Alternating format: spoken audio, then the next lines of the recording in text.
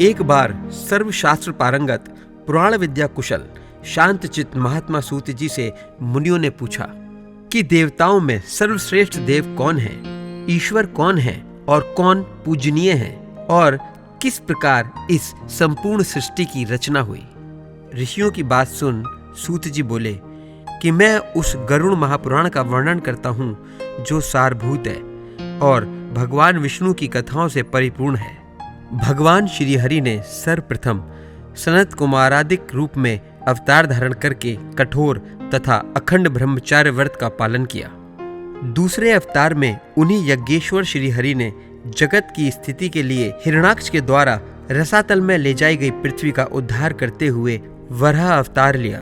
तीसरे देव ऋषि नारद के रूप में अवतरित होकर उन्होंने सात्वत तंत्र का विस्तार किया, जिसमें निष्काम कर्म को बताया गया। चौथे नारायण अवतार में भगवान श्री हरि ने धर्म की रक्षा के लिए कठोर तपस्या की और वे देवताओं तथा असुरों द्वारा पूजित हुए। पांचवें अवतार में भगवान श्री हरि कपिल नाम से अवतरित हुए। छठे अवतार में भगवान नारायण ने महर्षि अत्रि की पत्नी अनुसुईया के गर्भ से दत्तात्रेय के रूप में अवतार लिया। सातवें अवतार में श्री नारायण ने इंद्रादि देवगणों के साथ यज्ञ का अनुष्ठान किया। वे आकुति के गर्भ से रुचि प्रजापति पुत्र रूप में यज्ञदेव नाम से अवतरित हुए। आठवें अवतार में वे ही भगवान विष्णु नाभि एवं मेरु देवी के पुत्र के रूप में ऋषभदेव नाम से अवतरित हुए। श्री हरि ने नवें अवतार में पार्थिव शरीर अर्थात पृथु का रूप धारण किया। 10वें अवतार में मत्स्य अवतार ग्रहण किया। 11वें अवतार में देवों और दानवों ने समुद्र मंथन किया तो उस समय भगवान नारायण कूर्म रूप धारण करके मंदराचल पर्वत को अपनी पीठ पर धारण किया।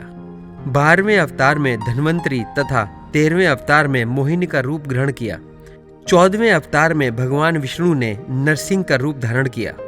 15वें अवतार में वामन रूप धारण कर राजा बलि का कल्याण किया। 16वां अवतार श्री हरि का परशुराम नामक था। 17वें अवतार में पराशर द्वारा सत्यवती के गर्भ से व्यास नाम से अवतरित हुए। 18वां अवतार श्री हरि जी का राम जी के रूप में था। 19वें तथा 20वें अवतार में श्री हरि ने कृष्ण एवं बलराम का रूप धारण किया।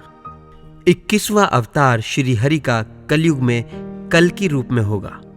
मोरल ऑफ द स्टोरी, यहाँ पर सूत जी द्वारा भगवान श्री नारायण के कुछ ही अवतारों की कथाओं का वर्णन किया गया है। सत्य तो यह है कि भगवान विष्णु के असंख्य अवतार हैं। मनु वेदवेत्ता तथा सृष्टि प्रवर्तक सभी ऋषि उन्हीं विष्णु की विभूतियां कही गई हैं। उन्हीं मनु आदि श्रेष्ठ ऋषियों से इस जगत की सृष्टि आदि होती है, इसलिए व्रत आदि के द्वारा इनकी पूजा करनी चाहिए।